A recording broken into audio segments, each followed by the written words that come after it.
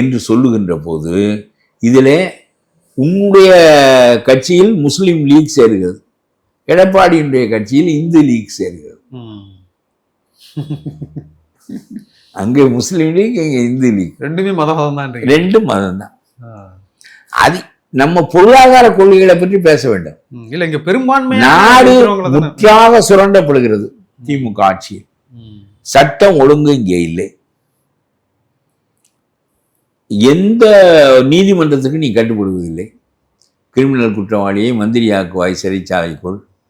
திருப்பரங்குன்றத்துக்கு தீர்ப்பு சொல்லப்பட்டால் நீதிபதியின் மீது பதவி இறக்கம் கொண்டு வருவாய், ஊரடங்கு சட்டம் போடுவாய். ஒரு தெரு நாய் கூட அந்த தெருவில் நடக்காத போது ஊரடங்கு சட்டம் போடுவாய். நான் தான் முஸ்லீம்களுக்கு பாதுகாவலன் என்று காட்டிக் கொள்வதற்காக அந்த மக்களை இந்து மக்களிடமிருந்து பிரிப்பாய்.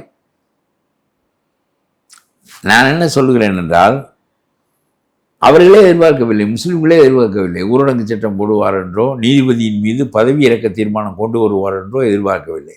இதையெல்லாம் யாருக்காக செய்தேன்? உங்களுக்காக. ஸ்டாலினுடைய வாதம் என்ன என்றால், நீங்களே எதிர்பார்க்காததையெல்லாம் நான் செய்கிறேன் உங்களுக்காக. ஏனென்றால்